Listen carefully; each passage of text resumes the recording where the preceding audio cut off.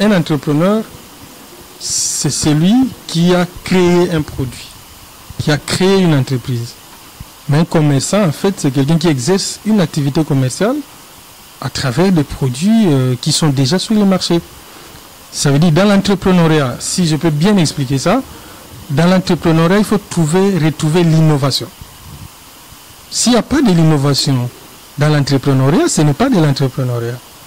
Donc, un des critères qui caractérise l'entrepreneuriat, c'est l'innovation. Et l'innovation, ça ne veut pas dire que vous créez quelque chose qui n'existe pas. Je voudrais insister sur ça. Parce que souvent, les gens, ils vont dire non, mais c'est qu'est-ce qu'il y a de différent entre, par exemple, ce que vous faites avec ce que Etelo fait, par exemple, pour nous, les School-Up, par exemple, nous qui sommes dans l'éducation, par exemple, il y a plusieurs plateformes. Mais, il peut y avoir une innovation sur un seul élément du business model. Bon, là, je vais encore plus loin parce que ça devient un peu business model, tout ça. Mais dans les modèles économiques, un seul élément des modèles économiques peut caractériser l'innovation. Je prends un exemple. Vous avez deux plateformes de l'éducation qui font par exemple la même chose. Accès au contenu éducatif. Ok, bon, je prends Wikipédia et School-Up. Si vous prenez Wikipédia et School-Up la version 1 aujourd'hui, vous verrez qu'en fait, nous mettons des contenus un peu comme Wikipédia. Mais les gens diront, mais c'est comme Wikipédia et tout ça, oui. Mais il y a une innovation derrière School-Up qui n'est pas dans Wikipédia. C'est des contenus de l'enseignement officiel. Ça devient quelque chose de différent. Et là, c'est de l'entrepreneuriat, c'est de la création, de la créativité. C'est là où j'insiste sur le fait que l'innovation doit caractériser le fait d'être entrepreneur ou de faire l'entrepreneuriat. Sans l'innovation, on ne parle pas d'entrepreneuriat.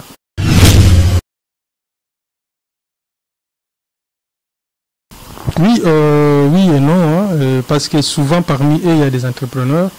Parce que l'entrepreneuriat, comme je l'ai dit, bon, il y a l'entrepreneuriat traditionnel. Il y a l'entrepreneuriat innovant, si on peut appeler ça comme ça. Ça devient beaucoup, hein. Oui, ça devient un peu beaucoup parce qu'il y a des gens qui créent des entreprises traditionnelles aussi. Hein. Bon, on les appelle des entrepreneurs parce qu'ils ont créé une entreprise, mais ce n'est pas une entreprise innovante. Bon, là, moi, je parle un peu trop parce que je suis trop dans le monde des startups, vous voyez. J'ai fait un peu trop allusion à l'entrepreneuriat comme start-up, comme innovant, en fait, l'entrepreneuriat numérique. Mais quand vous parlez vraiment des artistes, bon, ce sont des chefs d'entreprise. Ce sont des chefs d'entreprise. Donc, tel qu'on dit entrepreneur, c'est quelqu'un qui crée ou qui entreprend l'activité de création d'entreprise, dans le vrai sens du mot. Bon, on dit souvent entrepreneur aussi, il entreprend des activités, ça devient un peu compliqué. Après, il y a les chefs d'entreprise qu'on appelle aussi entrepreneur parce que quelqu'un, par exemple, a créé une entreprise de ciment. Vous voyez, le ciment existe toujours, il n'a pas créé le ciment. Il a créé une entreprise. Là, il devient entrepreneur. Mais moi, dans la logique où je m'étais inscrit, c'est que l'entrepreneur qui crée les produits. Je parle de l'entrepreneuriat. La création de quelque chose qui n'existe pas. De 0 à 1. Vous voyez. Mais maintenant, les chefs d'entreprise qui ont créé leurs entreprises, on les appelle aussi entrepreneurs. Donc, par ricochet, il y a des musiciens, chefs d'orchestre, chefs d'entreprise, entre guillemets, sont des entrepreneurs aussi, si on peut les considérer comme ça.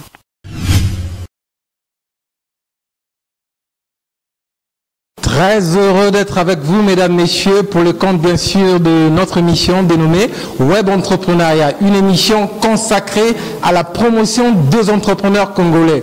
Ouais, l'édition de start-up. Alors, nous avons consacré ces numéros pour parler d'une start-up. C'est quoi une start-up?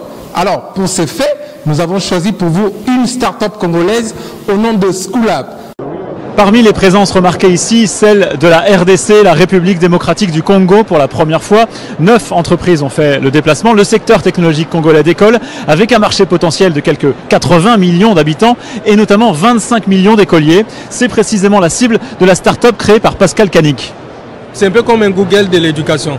Cette fois-ci, c'est le contenu certifié pour chaque gouvernement, dont le matériel didactique pour enseignants et les leçons pour les élèves. Pourquoi? Parce que dans nos pays, il y a un problème d'accès à ces contenus. tout le monde n'a pas de bibliothèque, n'a pas de livres, n'a pas les moyens même de s'acheter des livres en ligne. Comme vous voyez, il y a les contenus de cours d'histoire, géographie, latin, civisme et morale, et religion, selon ça. Donc vous avez tous ces contenus. Les manuels scolaires en ligne de School-App sont aujourd'hui utilisés par plus de 90 000 élèves en RDC. Au Congo, il y a un gros boom. Il y a une dizaine d'incubateurs qui ont éclos.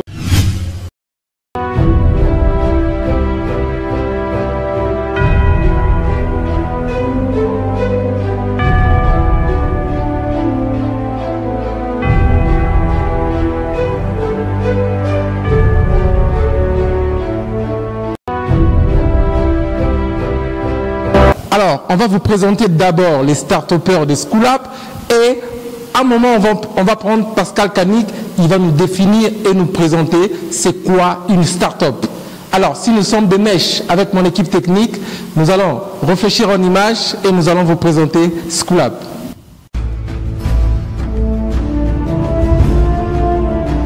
Voici les 5 meilleures innovations congolaises. L'Orbichat, le Facebook congolais, Lombano, Dab, School-App, Motema. Voici les 5 meilleures innovations congolaises. À la 5e place de notre top 5 meilleures innovations congolaises, l'Orbichat. Medo Phoenix lance le premier réseau social congolais nommé l'Orbichat. Saviez-vous que la RDC a déjà son propre Facebook au nom de l'Orbichat? Cette application Android dont les programmeurs ont respecté les notions de responsive est téléchargeable sur Play Store.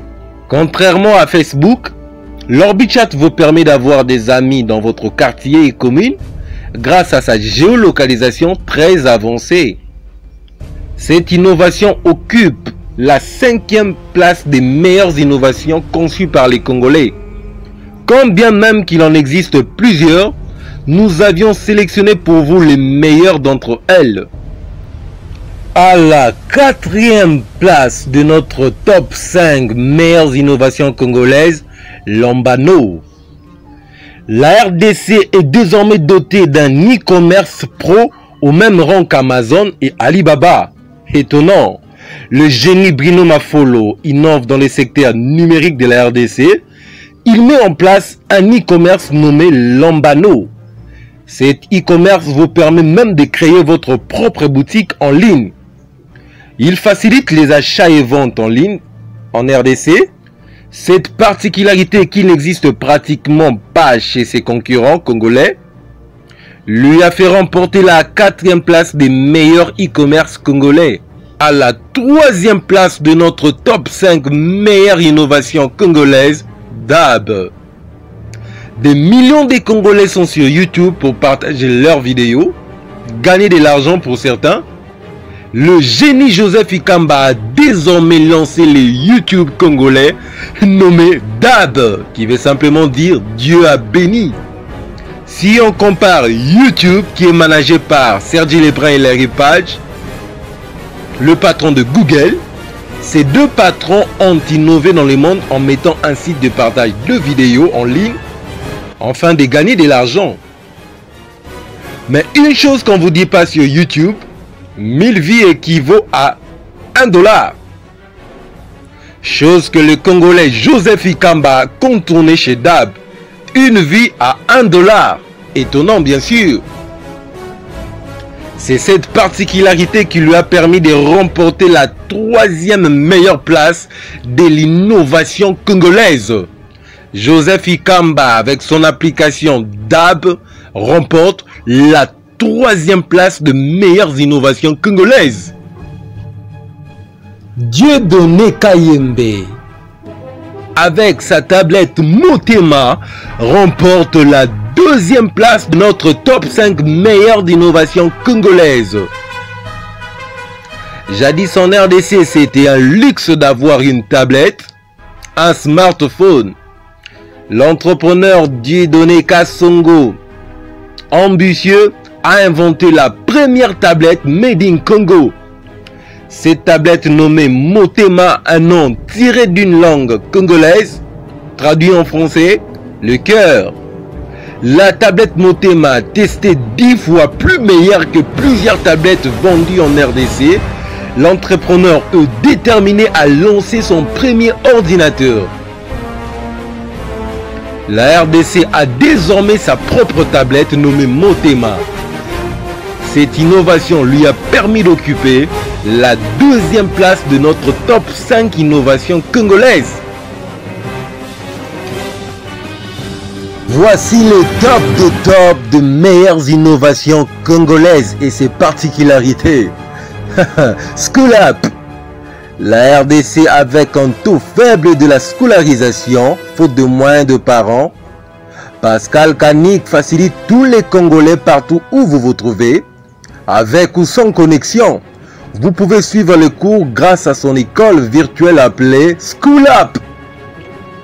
School-up a double innovation, il dispose d'une tablette propre à elle et d'un système éducatif congolais au sein de sa plateforme. Cette innovation a permis au génie Pascal Kanik de faire une levée de fonds de plus de 500 000 $. Et grâce à son innovation et plusieurs fonctionnalités insérées dans sa plateforme, dont nous ne pourrions tout citer ici, School-up remporte la première place de meilleures innovations congolaises. Pascal Kanik est primé le génie congolais grâce à School-up. Il y a également le jeune Pascal Kanik qui a défendu les couleurs de la République démocratique du Congo en remportant, grâce à son application School-up, le prix Seed Stars dans la catégorie EdTech du concours mondial des startups œuvrant dans le digital.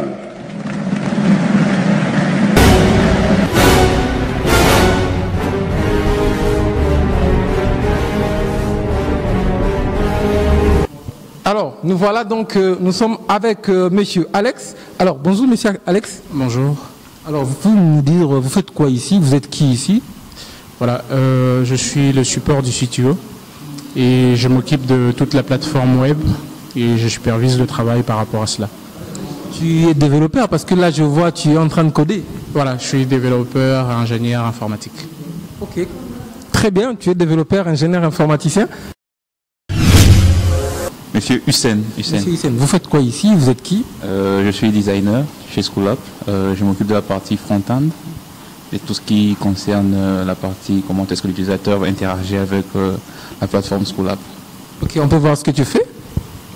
Bon, actuellement là, je suis en train de proposer la nouvelle ergonomie. Comment est-ce que School-up doit se présenter bientôt. Nous aurons la barre d'affiche qui sera là. Nous allons mettre une nouvelle image, tout ce qui viendra après. Et après ça, nous allons passer sur la partie code où tout ça doit interagir de la même manière.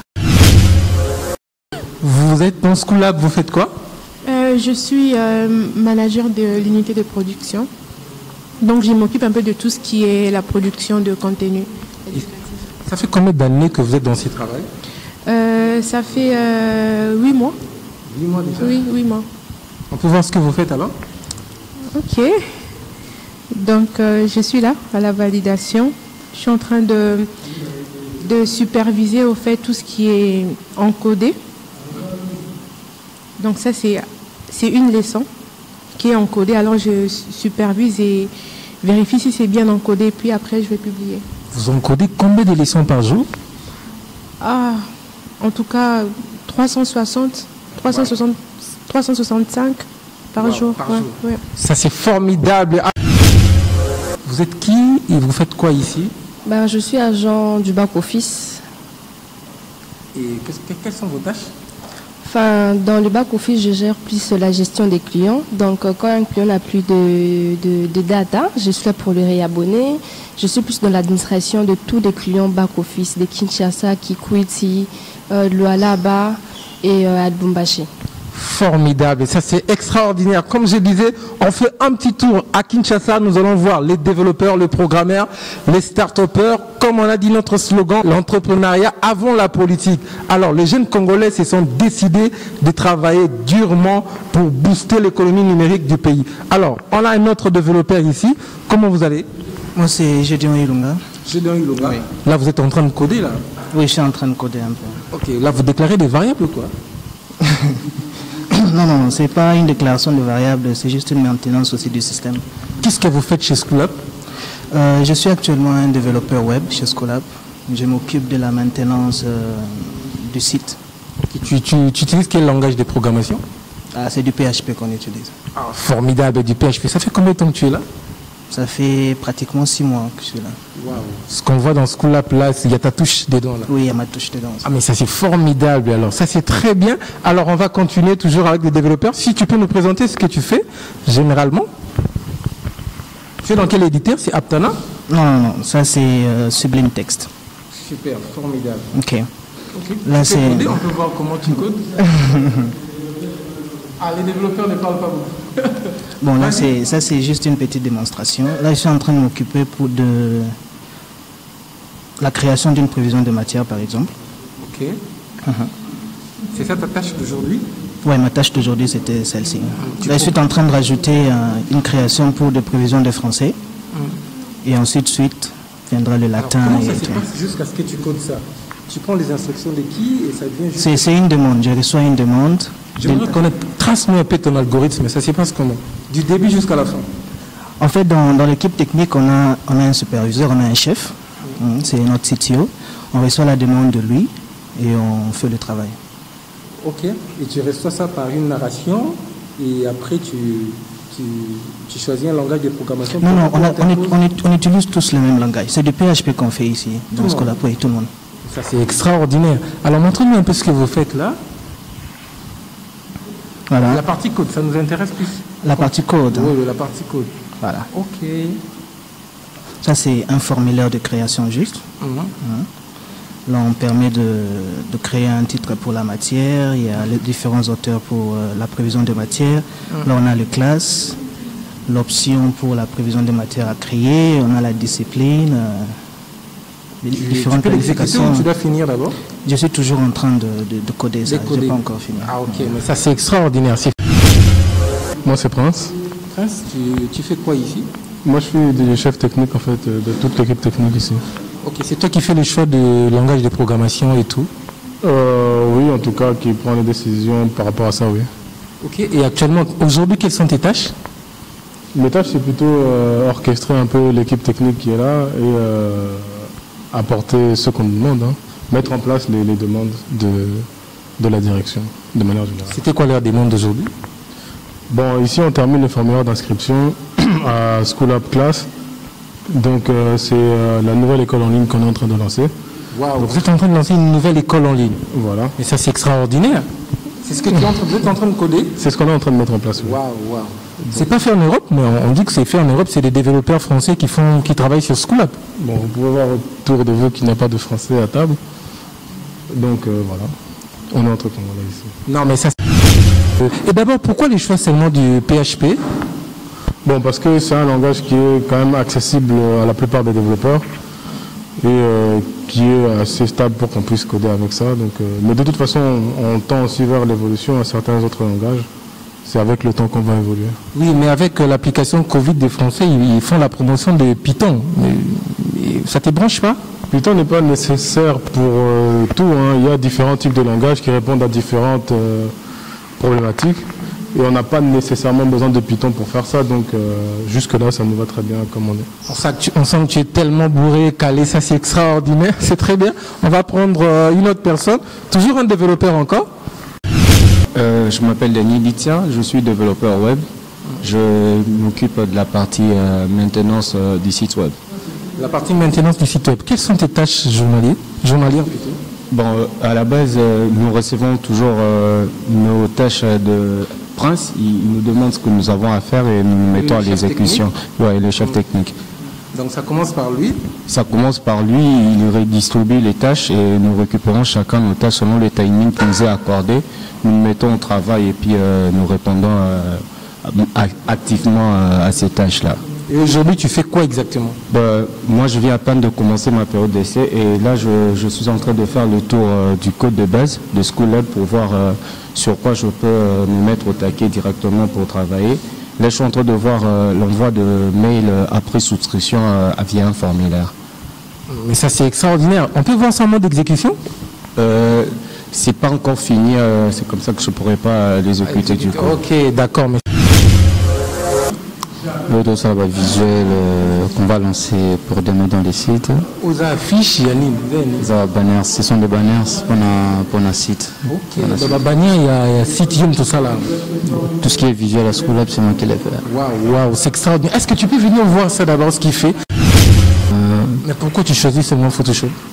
Parce que ce que je fais maintenant, on les fait seulement avec Photoshop. On ne le fait pas avec Illustrator.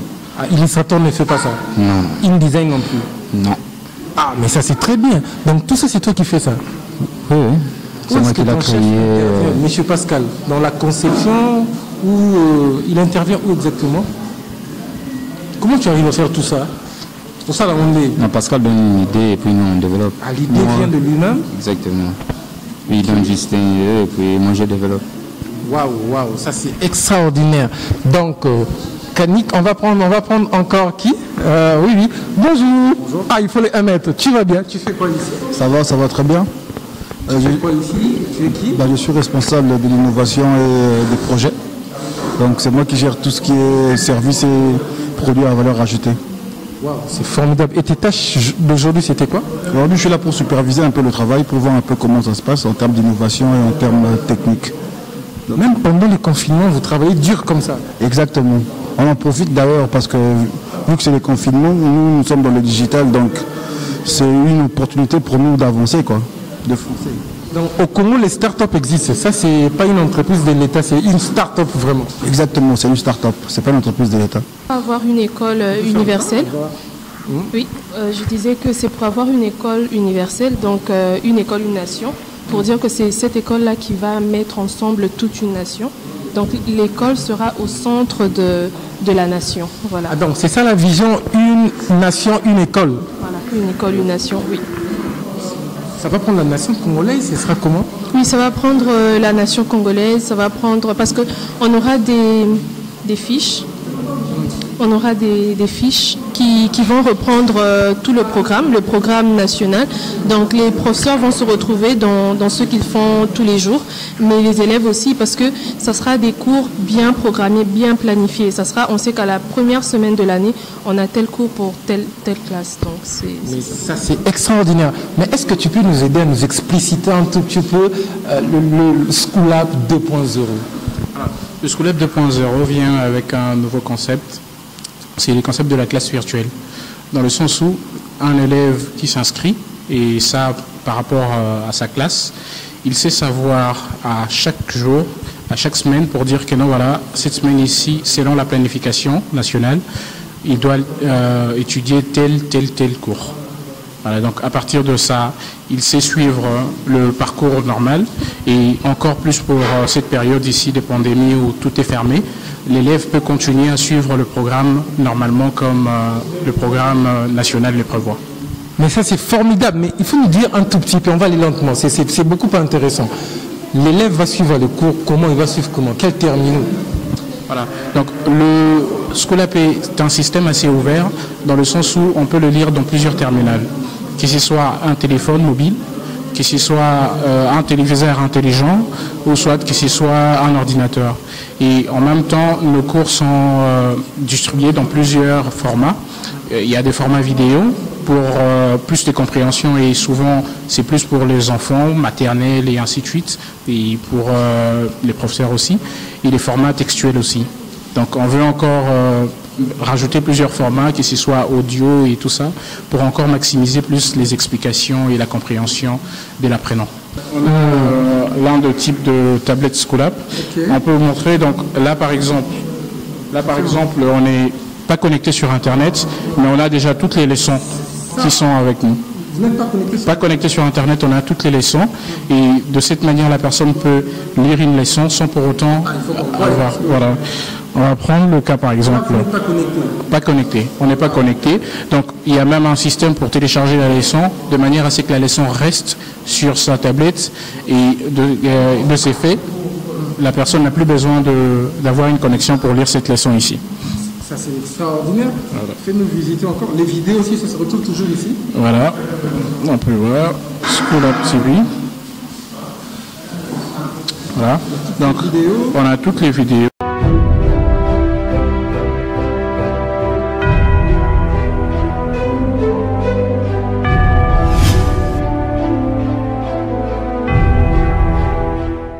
Bon, un start-upper, déjà, c'est quelqu'un qui dirige, qui a fondé une start-up.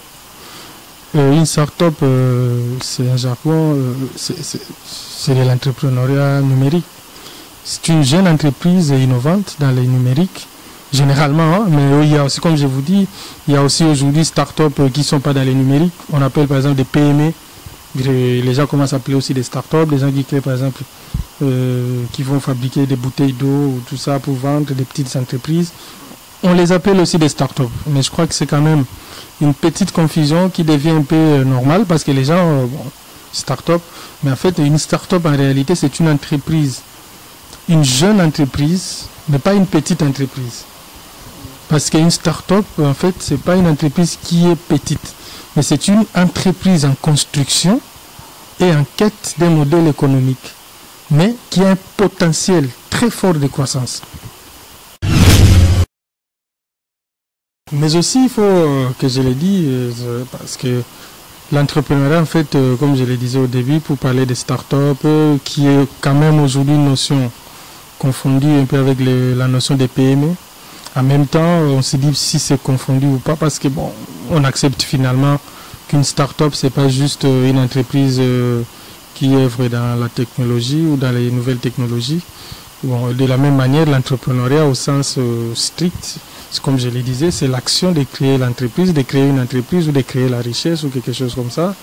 Mais au sens large, bon, on a plus tendance à intégrer aussi tout ce qui va avec, par exemple les initiatives privées, les gens qui reprennent aussi l'entreprise, les activités commerciales à grande envergure, ceux qui créent des entreprises classiques. Voilà, ils sont tous aussi entrepreneurs, donc c'est une notion assez vague, assez large aussi. C'est comme ça que j'ai dit, c'est quand même compliqué de dire des choses comme si c'était une parole d'évangile. Mais là, je reste dans les domaines où je suis, des domaines des startups, c'est beaucoup plus simple pour ne pas aller un peu dans tous les sens.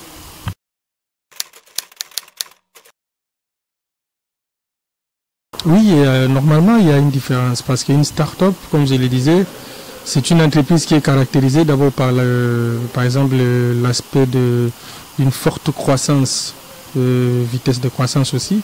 Ça veut dire une start-up a des caractéristiques. Par exemple, du point de vue innovation, une start-up doit avoir un caractère innovant.